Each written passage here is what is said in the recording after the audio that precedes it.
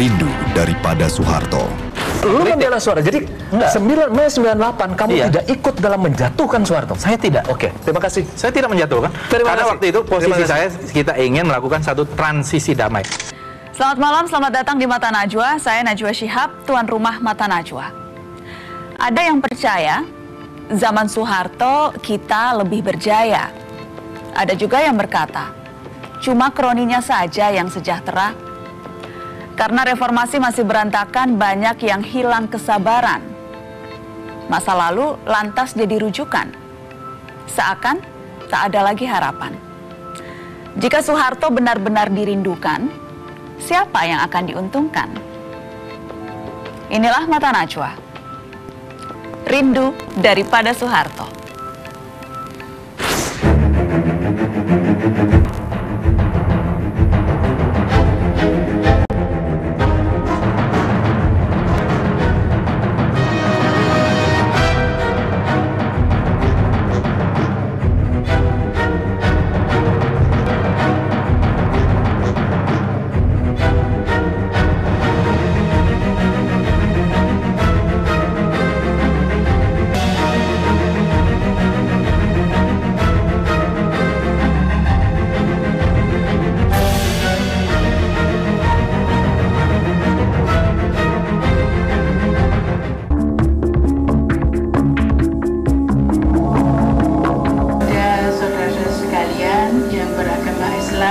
Marilah kita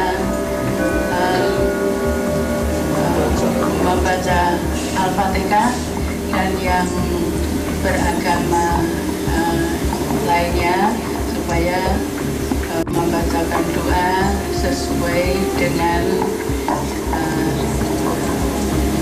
kepercayaan masing-masing.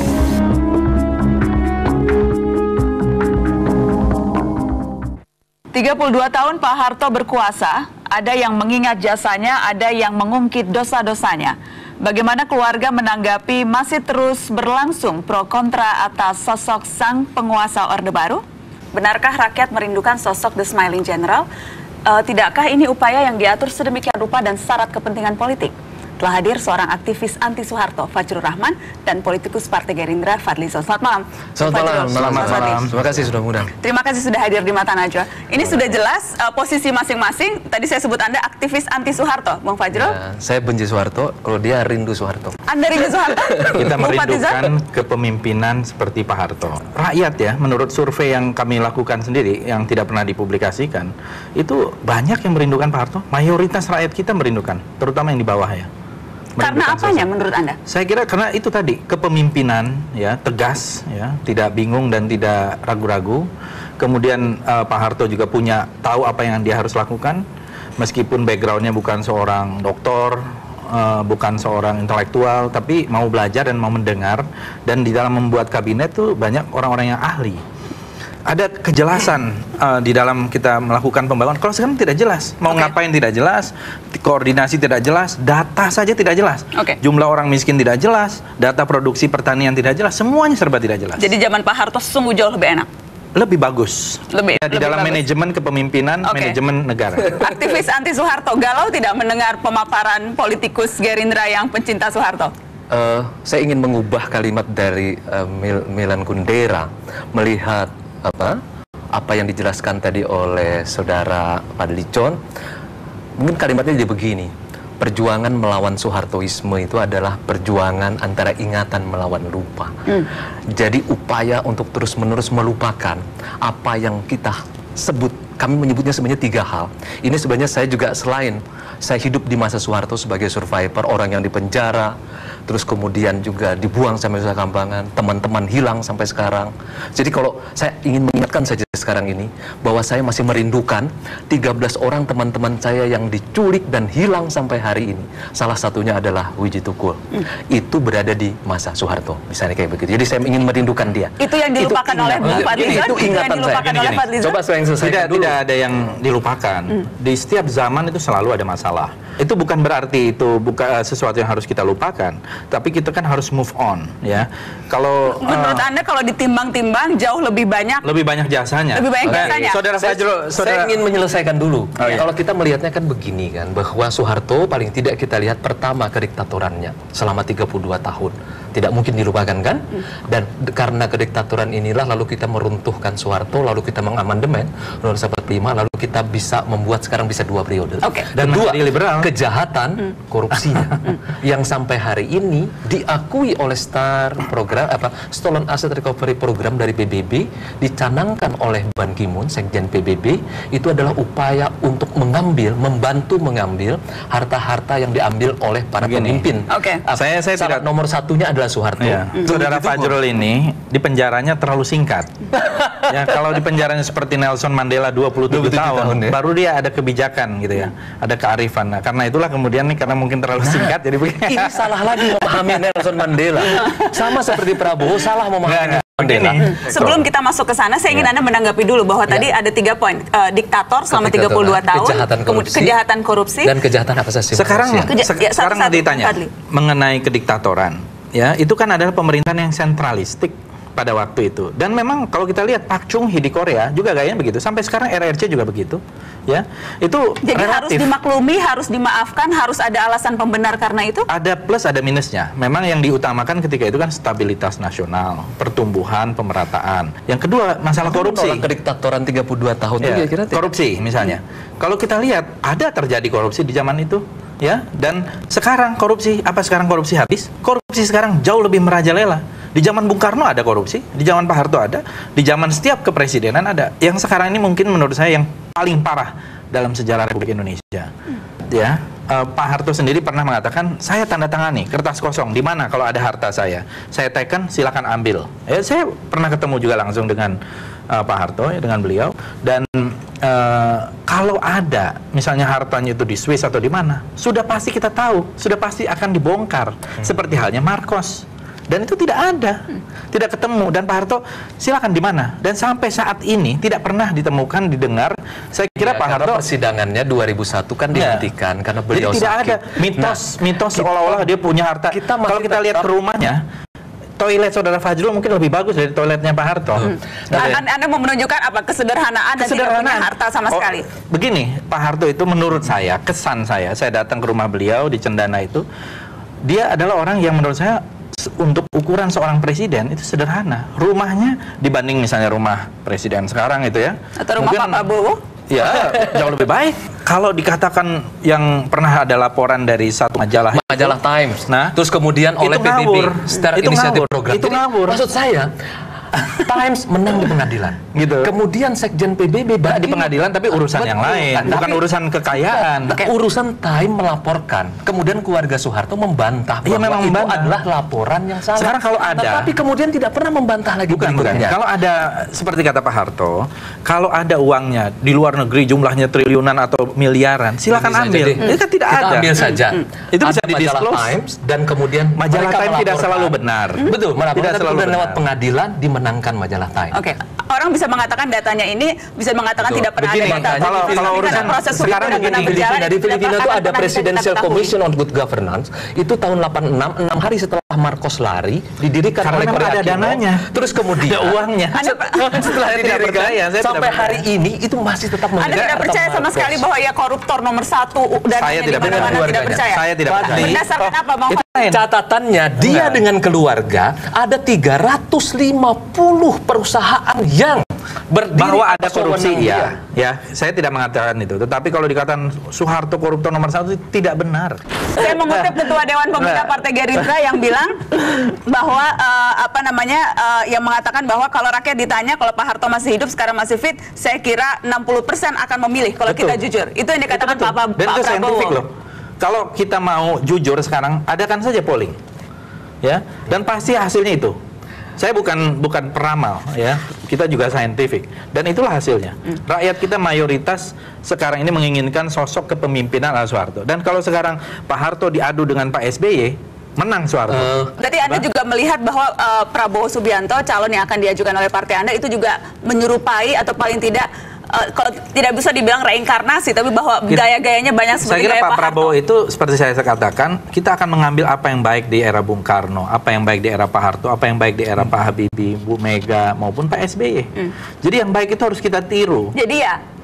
Oh iya, yang baik itu harus kita tiru. Udah gini aja deh. Karena kalau kita ingat misalnya adik Pak Harto, Prabowo Sitejo bahkan mengkampanyekan kalau mau seperti zaman Pak Harto pilihlah Prabowo. Oh, alhamdulillah, bagus sekali itu. Berarti saya kira dalam Pak hal Prabowo itu ingin ya artinya dari memang sisi ingin mempersonifikasikan dirinya seperti Pak Harto. Kalau dari sisi sebagai seorang kepala negara yang berwibawa, yang mempunyai visi ke depan dalam hal ini juga keberpihakan kepada sektor pertanian, ya. Apa yang dianggap dia sebagai prestasi di masa Soeharto itu bayarannya besar sekali, yaitu aku 3 tadi, yaitu kediktatoran, kejahatan HAM, dan kejahatan korupsi. Dan Ya, aku ingin minta itu- perhatian, ini diselesaikan secara legal dan konstitusional. Bagaimana mau menyelesaikan Pak Harto aja sudah tidak ada? Misalnya, Ya. aku ingin ini tetap dijalankan. Nah, sekarang Pak di Harto sini- sudah tidak ada. Sebentar, Bung. Di Siapa sini objek? dinyatakan, ini presiden, keluarga, dan kroninya. Iya, sekarang kalau ada, silakan. keluarganya, jelas kok. MPR ini harus diadres kepada kan pemerintah sekarang. Enggak dong. Keluarga Pak Prabowo mantan keluarga loh. Iya, harus dilakukan. Ya, kalau ada terhadap Prabowo, terhadap Jangankan itu, ketika Pak Harto masih hidup saja, Pak Harto mengatakan silakan. Kalau dia ada korupsi, silakan tunjukkan. Nah, aku senang dengan pernyataan ini karena artinya masih tetap mengakui ketetapan MPR. Tapi masalahnya memang tidak pernah ditemukan bukti-bukti yang kemudian memperkuat. Ini belum pernah dipertanggungjawabkan oleh pemerintah. Kecuali Saudara Fajrul kalau saya jadi presiden, saya akan jalankan ini. Jadilah dulu presiden. Tapi kalau Prabowo jadi presiden, mungkin ini akan dicabut oleh mereka. Oh tidak, jangan berasumsi begitu.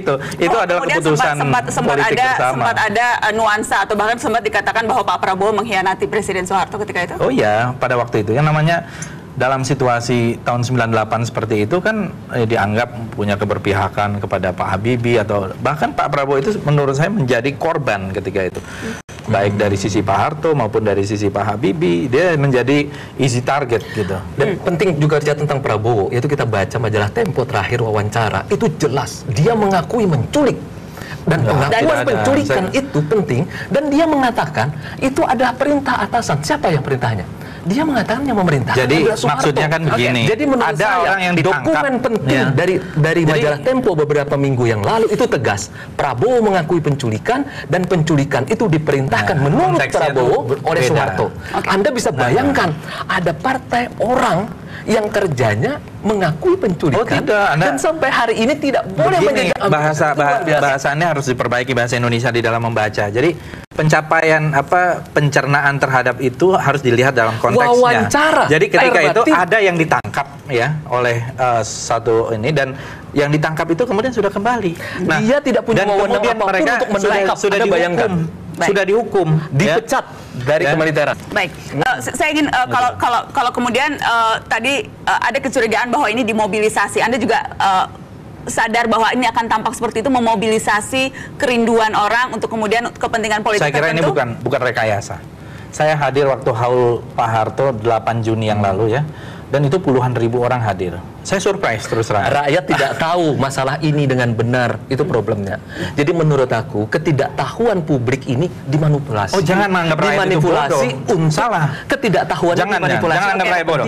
Ketika berbicara masalah pangan, hidup sehari-hari ya, bagaimana susahnya mendapat pekerjaan, bagaimana mereka susah untuk membeli makanan yang sekarang ini semakin lama semakin mahal ya, itu rakyat tidak bisa dibohongi. Waktu itu serba murah, termasuk nyawa pun murah di masa Soeharto. Salah satu pencabutnya saya kira tidak ada jual beli nyawa waktu itu. 3.000 orang dibunuh dalam waktu Petrus. Iya. Puluhan orang kemudian hilang sampai hari ini. Begitu murah nyawa. Iya, banyak kasus-kasus lain. Ribuan orang mati pada waktu bulan Mei. 3.000 orang mati ketika 13, 14, 15 Mei. Iya, mereka kan diperkosa. Ya, perkosaan. Siapa pelakunya itu? Tidak jelas. Tidak pernah jelas ini. Oke. Iya. Siapa yang harus tanggung jawab? Siapa menurut Anda? Orang yang ikut di dalam pemerintahan itu, rezim itu. Siapa? Makanya kenapa kita merindukan sebut nama siapa? Diperlukan Komisi Kebenaran Rekonsiliasi, diperlukan Pengadilan Hak Kalau Asasi saya nggak Manusia. usah pakai komisi, kita tahu siapa yang paling bertanggung jawab ketika itu. Fadli John, ini negara. Siapa itu Bung Fadli? Ya, yang bertanggung jawab terhadap keamanan dong. Siapa? Ya. Sebut dong, sebut. Ya, ketika itu dalam keadaan kerusuhan itu yang bertanggung jawab adalah Panglima ABRI ketika itu. Siapa itu? Nggak usah siapa. Pak Wiranto? Ya Pak Wiranto saya kira termasuk yang ikut bertanggung jawab. Kemudian, yang kebetulan sekarang lawan politik. Dan mereka tidak. Yang kebetulan sekarang lawan politik. Tidak, kita tidak memposisikan sebagai lawan politik, sebagai mitra di dalam berdemokrasi. Anda berdua sama-sama aktivis, tapi yang ini aktivis terus menjadi anti Soeharto. Dia pernah bersama saya anti Soeharto. Oh, iya. Anda jarang loh ada aktivis yang kemudian sekarang membela Soeharto mati-matian. Kita akan tunjukkan ada foto Anda bersama Pak Harto. Kita akan. Ini mungkin. Nah, Anda akrab sekali nih dengan mantan presiden. Ini waktu saya mewawancara Pak Harto tahun 2007. Saya interview, saya ditemani oleh Pak Murdiono. Dan saya sangat terkesan, lebih terkesan lagi. Bagaimana saya juga sampai melihat sejarah dari masa lalu dari Pak Harto, walaupun ngomongnya jadi ingatannya itu gini Mata Najwa lagi. Aku itu habis keluar dari penjara, dia undang ke UI, ke organisasi dia waktu itu dengan teman-temannya anti Soeharto. Jadi saya tidak tahu kapan dia berubah. Anda berubahnya setelah ini atau sebelum ini? Sudah lama. Setelah Soeharto jatuh atau sebelumnya? Sebelum Soeharto jatuh, kamu sudah mencintai Soeharto? Bukan mencintai. Apa kita itu? Jadi saya kagum. Ketika saya bukan mencintai, saya kagum. Sebentar, aku mau tanya. Ketika kami menjatuhkan Soeharto 98, kamu ikut dalam membela Soeharto waktu itu? Atau ingin menjatuhkan Soeharto? Saya anggota MPR. Berarti kamu membela Soeharto pada waktu itu? Saya membela waktu itu konstitusi. Berarti iya. Berarti inilah orangnya. Enggak, saya membela konstitusi, tapi bukan berarti tidak Lu mengkritik. membela Soeharto. Jadi 9 Mei 98 kamu tidak ikut dalam menjatuhkan Soeharto. Saya tidak. Oke, terima kasih. Saya tidak menjatuhkan. Karena waktu itu posisi saya, kita ingin melakukan satu transisi damai. Yang menjatuhkan Soeharto itu, yang membuat kondisi itu adalah IMF. Michel Kamdesu mengatakan begini, we created the condition that obliged Presiden Soeharto to leave his job. Jadi kami menciptakan kondisi agar pemerintah Soeharto jadi terjatuh. John ini bukan hanya merindukan Soeharto, dia membela Soeharto pada tanggal Mei 98. Bukan, ketika kita ingin membela konstitusi, makanya kami datang sama-sama ke DPR, reformasi konstitusional. Udah selesai masalahnya sekarang. Pada waktu itu, lu membela Soeharto, ketika kami menjatuhkan Soeharto, selesai persoalannya. Enggak, kita itu mendudukkan persoalan, ya. Dan ketika itu kita ingin Indonesia ini karena berpikirnya bukan pro atau anti. Dan ini itu cara berpikir buat gue. Saya tadinya menyangka lu masih bersama dengan gue. Sorry, ada masalah. Tidak ada masalah. Gini, saya bukan orang yang munafik ya, dan menurut saya proses pergantian ketika itu saya termasuk yang menginginkan. Lu ketika masuk di MPR atas nama apa? Atas nama golongan pemuda. Golongan pemuda, golongan pemuda ya? Iya. Bukan golongan karya ya? Bukan. Oh, saya 26 tahun ketika itu. Oke, baik. Dan pada 26 tahun kamu membela Soeharto ketika kami menjatuhkan Soeharto. Clear? Clear S apa? Iya, betul. SK ya mungkin. Saya tidak, karena menurut saya kita punya sikap ya, dan pada waktu itu yang paling ya kita hargai, tapi saya juga ikut mendorong kawan-kawan gerakan mahasiswa ya, dan dengan kritis. Kita juga panjang lah saya tulis di buku saya. Ya, tetapi ya udah selesai. Jadi sebenarnya sudah selesai, seperti halnya dengan dialog ini. Terima kasih. Jadi perjuangan melawan Soeharto itu perjuangan antara ingatan melawan lupa. Karena dia berjuang melawan Soeharto. Kita bukan. Kita berjuang untuk bagaimana membuat Indonesia berjuang mempertahankan Soeharto pada Mei 98. Catat itu. Yang tidak bisa dipertahankan. Kalau Pak Harto itu mau bertahan ketika itu, dia bisa. Dia tinggal kerahkan tentara. Dia tidak mau bertahan kok. Oke. Jadi kita dia tidak mempertahankan diri. Ini kejutan terbaru buat aku. Aku baru tahu sekarang bahwa kamu itu membela Soeharto pada Mei. Bukan membela. Kita salah ya. Bahkan dia sendiri tidak membela diri. Oke. Dia sendiri tidak membela diri. Terima kasih sudah hadir di Mata Najwa malam ini. Selamat malam.